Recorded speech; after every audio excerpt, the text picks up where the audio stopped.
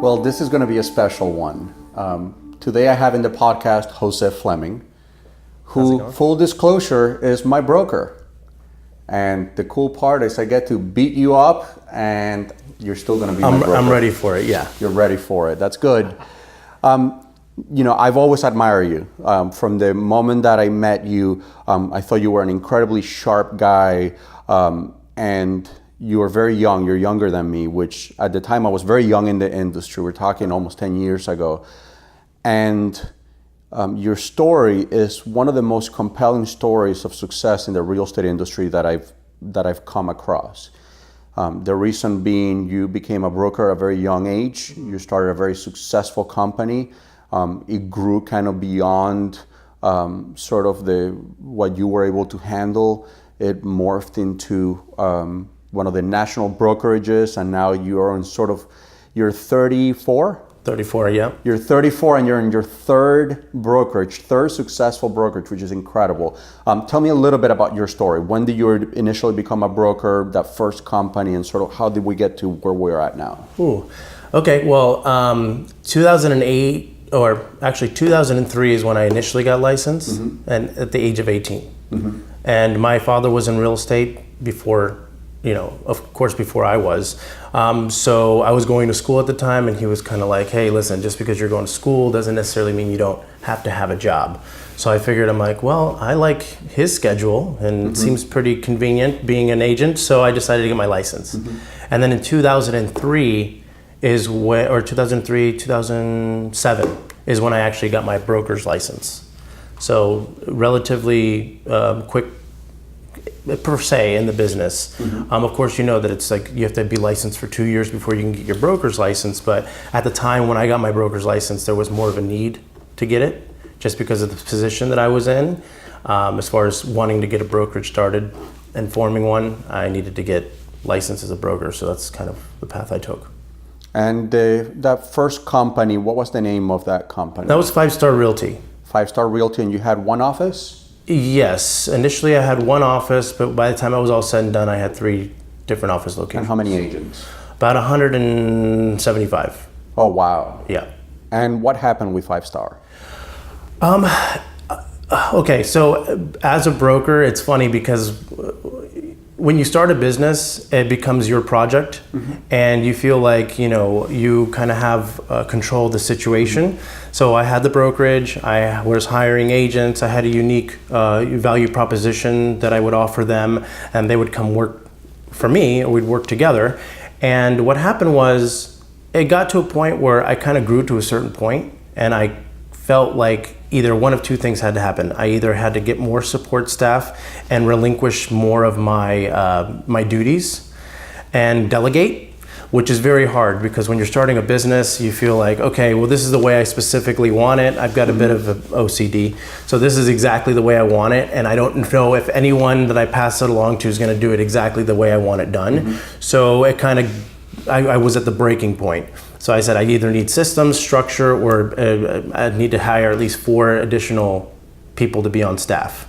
So I just kind of thought at that point, let me look into franchises and let me see if maybe the solution is there. Kind of like a broker in a box situation where they could tell me how to structure my business and make it easier for me. You were looking for a template.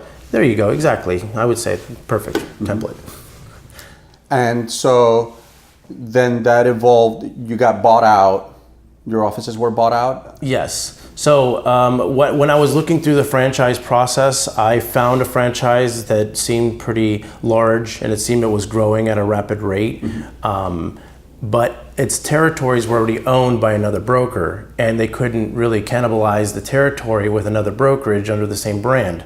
So I was kind of, all right, well, I'm back to the drawing board, let me figure it out. And at that point, I was approached by the same person I spoke to that was in charge of incorporating new brokerages. And they said, well, let me have you talk to that broker and see if we could work something out. And I didn't know enough about the company to make a decision, because it wasn't just my decision to make. I had to make a decision that would affect me and about 175 other people. So it was kind of a weighted decision that I had to make. So at that point, they sent me away to their corporate offices to kind of see how their business was run from a corporate at the top of the game, like this is how it should be handled, day-to-day operations. So I kind of got a really good view as far as how the model should be run, and I kind of it made sense. So when I came back, I made a deal with the broker, and we kind of folded in my offices and the agents and all of our inventory with this national franchise. Very cool. And so you were with that company for a number of years, and then something made you decide to open Preferred Real Correct. Estate Brokers, which is your current brokerage. 3 offices right now in Preferred Real Estate Brokers. Yes. What made you open your brokerage again? Okay, so being with a big national franchise, you get to a point where you realize kind of once you're in it and you kind of see it every day. And I was kind of at a broker management role because they didn't want me to go away when I did the transfer of the business. If I went away, then the agents would be like, "Whoa, where's the broker and why did we get dropped off and where is he at?" So, I was under a contract to stay on as a role where I was doing some broker management. And I was dealing with the agents on a daily basis, kind of helping them with any issues that would come up, contract issues or disputes. I was kind of handling that for all the offices. And during the process, I kind of saw what was happening when new agents would come in, bright-eyed and excited, ready to get into the business of real estate. And just because the model isn't really ran as tightly as it is from a corporate standpoint, because each office is independently owned and operated. So I just kind of saw people coming in, and then a few months later I'm like, "Hey, where did so-and-so go?" And they're like, "Well, they're not here anymore." So it was kind of disheartening to see so many people come into the business and not be able to stay around or stick around or kind of get that individual hand-holding that I feel like a lot of people need when they get in the business, rather than just dumping information on their lap and then telling them to make the most of it. I kind of felt like they needed to give them information and say, "Great, now how does this apply to you specifically? And how does your past or your past work experience come into your new work experience as an agent, and how can you take this information and make a business out of it?" So that was kind of the need to kind of go off and say, if I'm going to start a different real estate company, what's it going to look like? And I think that's something that goes sometimes very understated on the franchise models, and is that if you have a franchise system where there's independent owner operators that own these businesses, even though they all sort of have the same flag, it doesn't mean that they're all run exactly the same. And I see this a lot with sort of the Facebook groups, where you have people that are, in one company, and then the same company operates a franchise, 5 states away, and their experience is completely different. And so I've sort of always tried to lead with a caveat of, understand there's different ownership groups, and there's some that are able to run the system tighter to what that ideal model from the corporate, the corporate head sort of wants that to look like. And then there is franchises that sort of become strays, and they sort of do their own thing a little bit more, maybe because of the market, maybe because of their growth trajectory. It's hard to keep up with. But yeah, it's a very different experience, even within the same flag or the same sort of operational model. When you open Preferred Real Estate Brokers, the first thing that really struck me odd, and I was like, this is going to go somewhere, was your decision to offer different split levels to agents. Yeah. And agents are evidently, you have all sorts of agents. You have the guys that just got licensed yesterday and that don't have a marketing plan or don't know where to even start. And then you have the agents that are doing $100 million worth of business. And so your approach was, it's a very naive approach. It's a very naive thought to think that those two people are going to fit into the same box or structure, and you came up with different structures depending on where sort of people thought they fit in. Can you tell me a little bit about that thought? Well, not agents are all created equal, Right. right? So everyone's different. They're a different point in their life. They're a different age. They're a different mindset. They come from different backgrounds. Some may have previous work experience in sales. Some have no experience in sales. Some may come from a corporate background. There's so many different people that get in the business. So we have to figure out if we're going to provide them a full service. Can we accommodate all types of individuals? Now, a lot of other brokerages, they say, well, this is our model. this is our commission split, and these are our fees. Either you like it or you don't. And later on down the road, if you're successful and you're earning the real estate company a lot of business and a lot of income, we're not willing to adjust your pay rate or your scale because this is all that we have to offer. And then that agent feels like, well, you know what? I'm bringing in a lion's share of the business, but my broker's not willing to increase my split. Now I'm kind of forced to go to another company that's willing to offer me more compensation for the work that I do, which is perfectly normal, and that's how it works. But when I opened a full service brokerage, I said, how can I offer a service to all types of agents, but keep them in their own categories that they feel comfortable in?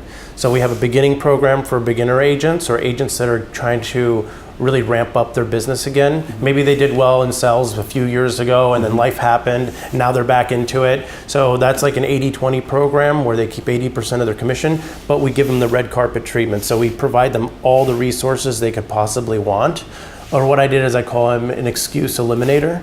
So I'm just like, okay, all the reasons that you're telling me that you can't make it in the business, I'm going to provide you with all those resources. We provide you open houses, open house signs, sign removal and sign installation for your listings. We provide you coaching, provide you your website, your CRM, pretty much, and a transaction coordinator. So we give them everything that they need in order to be successful. So if they can't make it out of this first block, then it's not anything that I'm not doing or not giving them a chance to survive in the market. It's just their inability to commit.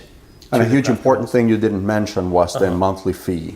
Yes. So there's no monthly fee starting out as an agent. I just don't believe that I should start earning income off of that agent until they actually start producing, because a lot of agents, they'll go broke before they make their first sale. So imagine if I signed them on, I said, well, there is a sign-on fee, there is a monthly fee of $60 a month, and I charge you for training and classes, and you have to pay $1,000 to join the board of realtors, but you haven't even made your first sale yet. Yeah, I've always been of the thought that the best way to help a new agent is by allowing them to keep as much of their money in their pocket as possible, because we know at the beginning those commission checks are sort of far and few in between. And when you are in a company that's taking 50, 40, 30, percent of the entire paycheck, it's just really hard. You have to sell a lot of houses to develop that reserve. So whenever you came up with that program, like, oh my God, what a noble idea. We're actually going to give people the tools to be productive, and we're not going to take away the thing that will help them stay in the business a little bit longer and try it out a little bit longer. And you've seen good success with having this structure. Correct, because what I do is after the agents on that initial program for a certain amount of time, or based on their production or their improvement, they can graduate into one of the other programs that allow them a higher commission split, where there are fees that they pay, but now they can afford it, and they don't need as much support and hand-holding from me, and then they can now flourish as an agent, and all that money that they're saving, they can put right back into their business, and then increase it by 30, 40, 50% the years to come. So it's just kind of like a gradual program to kind of get them to a position where they're self-sufficient and they have the tools that they need in order to be successful agents in this market. Yeah, and the numbers work. I mean, because there's the 80-20 program, then you have a 90-10, and then the 100% program, which would be sort of the top tier program. The 100% program, which is sort of the box that I fit in, is we have a $99 monthly fee, and then we pay $250 per transaction, and a $30 E&O. And a $30 E&O per transaction. And so what I found, for example, last year, $10 million in sale, 40-something transactions, with me and my buyer's agent, so paying her fees and paying my fees, overall, my out-of-pocket was under $15,000, so it was like $14,000 something dollars. Whereas if I had two agents at any other company that I'm familiar with, that outlay would have been at least twice as much. It would have been, $30,000 because you're paying a $21,000 or $22,000, and then you're paying like a $10,000 for your buyer's agent. And in that in that amount of money that I mentioned, I also included my office space, which I have, because you have 3 offices with available office space, with conference rooms, with screens for presentations and so forth. A heck of a lot of training. So sort of the same I call it sort of, I'm going to start calling it a training circuit. So the same people that do training in other offices, they just kind of follow the circuit, and we have training from title companies, mortgage companies, inspection companies, as well as your hands-on training with, that it's available to the agents in the company. So in my experience, it's been a win-win, because I feel like I'm in a company where people are in a trajectory of growth, and a company where I can tell all agents of all spectrums, come join Preferred, or come talk to Jose about possibly joining Preferred, and they're not going to be put on this one box that may not fit where they're at in their business. Exactly. And then that's the difficult part too, because I encourage agents to create a business and treat this like a business. Only problem is there's so many people out there that get into real estate that don't have a business background or business acumen, and then they come in and they do it all wrong, and they don't know that it costs money to run a business. But if the brokerage is taking all your extra income, whether it's a split or a franchise fee and a monthly fee, what it does is that money that you would typically take to put into your business, which should be typically 30% of your total take, should go back into your business. But if you're paying it off to the brokerage and you have fees and franchises and all that stuff like that, you can't afford to grow your business at the rate that you would like. And even if you wanted to bring on a buyer's agent or an admin, think about it. If I'm on a 50-50 split with my buyer's agent, and I get a $8,000 commission, I give $4,000 of that to my buyer's agent. Now that buyer's agent has to pay the split and the franchise fees and their monthly fees with the brokerage as well. So by the time they get that 50%, it really comes out to like they're really making 30%. Of the full take, and it's not really lucrative, and you really can't grow your business like you'd want. Not only is it not lucrative, but there's another aspect of that the people also sort of want to shy away from talking about, and it's commissions have trended downward over the last few years. Sure. And one thing that drives me crazy is how commissions can trend downward, yet brokerages are so rigid on their ideology and their splits and the way they run their business that they're not willing to change that at all. I mean, it's a quantifiable, obvious piece of fact and data that commissions have trended downward. So why are brokers not modifying the way that they treat the agents when they know the agents are taking less money per transaction than they used to? Why do you think there is that rigid mentality a lot of times? Obviously, you don't fit in that box, but it seems to be the industry standard. What you're doing is the anomaly. So it's true. So what happens is a brokerage will get so big and they'll create a certain standard for themselves that they can't afford to cut corners when it comes to the income that they're producing. So what they try to do is provide so many smoke and mirrors to the agent that coming in, they say, oh wow, look at all this technology, look at all this stuff, I can't believe it's amazing. But half of it's fluff and half of it's garbage that they never take advantage of or apply to their business. And like for instance, the 100% program we have, not every agent's on there. It's only for experienced and skilled agents that deserve a long leash, and they can run their business and do with it what they plan to do with it. But other companies that say, hey, we have to adhere to our commission split and we don't modify it, we don't change it, and every agent here is worth a certain dollar amount, well, that goes to prove that even if I'm a top producing agent, I'm really treated no differently than the other agent who's also worth $21,000, but they're brand new. Everyone has a certain price tag on their head, and they say, in order for us to keep our doors open and keep maintaining the type of business that we have, we need to have X amount of agents closing X amount of deals, and this is how much we know for a fact that we're going to be bringing in quarterly. Yeah, and what a novel idea to you would think this stuff is common sense, but it's really not. You are creating a program in the 80%, so for your newer agents or the people that are not trying to do this full time, shouldn't say full time, but the people that are not doing this at a super high level yet, that are in the 80% program, what a novel idea to say, I'm taking ownership on your success, because if you don't get to sell a house, I will never make a dollar from you. So you can come to my classes, you can take advantage of our training programs, you can use my resources and my staff and my time, and I don't get to make a dollar until you sell a house. That personally invests you in the success of that agent, as opposed to having 50 agents that are paying $60, $70 a month that it's kind of like out of sight, out of mind, because that's $3,000-4,000 worth of revenue. Yeah, I mean, that's like me if I wanted to open a gym and collect a $50 a month membership fee, even if they don't show up, I still get paid that monthly membership. That's exactly what it is. So it's more of a cash business. If I just hire as many warm bodies to pay the monthly fee, I don't care if you sell real estate or not, because you know what? These monthly fees alone are bringing in $5,000 a month. And what happens is you literally, as an agent, become a number. So the way that I look at it is so my cost is $34 a head. So every agent that's in my 80% program, I'm paying $34 a month as an investment into them, their technology, and carrying them every single month as an agent in order to get them into production. So I as a broker, am highly motivated to get them into production so I can get a return on my investment. Of course. And if they're not showing up, they're not participating, and they're not taking this as a serious business, then I'm quick to remove them from the system, because what happens is it's agents like that are not treating this as a business that start to jeopardize our profession as a whole.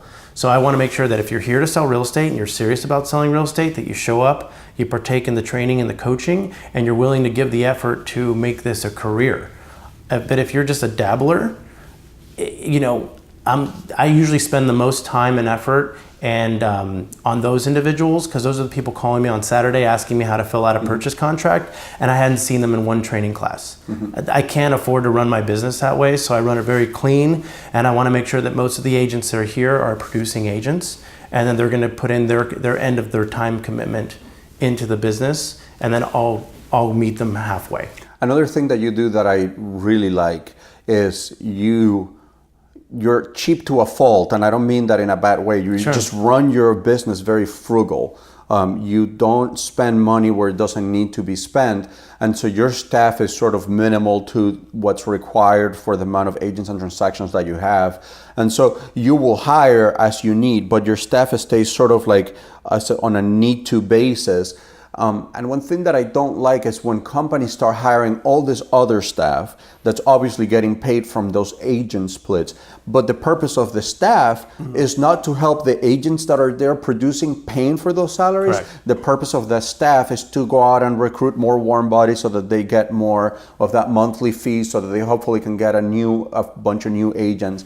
And so they'll fly them, wine them, dine them from the money paid by these agents that are not getting flown anywhere, wine and dine, in order to recruit more people. It's such a kind of like a backwards thing.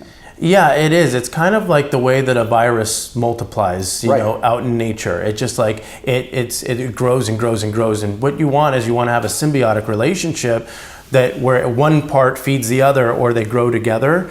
And it is frustrating, because what happens is, imagine this: I'm a broker, but technically what I am is I'm a real estate agent running a very, very large team. And I find when I go to conferences all around North America and I see the top agents that are on panels, I find that most of them are huge top producers, and their team only consists of about 3 or 4 individuals, where you have another team of 25 people that are making the same amount of money as this team with 3 or 4 individuals, but we have 25 individuals that they're in a huge team, and what happens is all the revenue that they're making goes back out to pay for salaries and pay for all this other stuff, where they could technically be selling just as much property or making just as much income if they just run a smooth, clean, tight team. Yeah, with a fraction of that staff. A fraction of it. They don't need it. They think they need it. So they go and hire these people, but a lot of times... but it creates a dependency. And so that's part of the problem, that when you start growing a business and you focus on hiring, and I've seen this. I've seen companies literally tell agents, go ahead and hire yourself 2 new buyer's agents so you can double your business. What? Like, it doesn't work that way. That's not the way any of this works. And so that forced growth mentality that you hire first and then the business comes, it seems to be sort of like what you talked about. It's like this vicious cycle that never ends. You get used to housing this very large staff that it's not producing per capita what you could produce when you look at some of the more efficient operations? Put it this way. So I'll have my operations manager. This is my right hand, my assistant.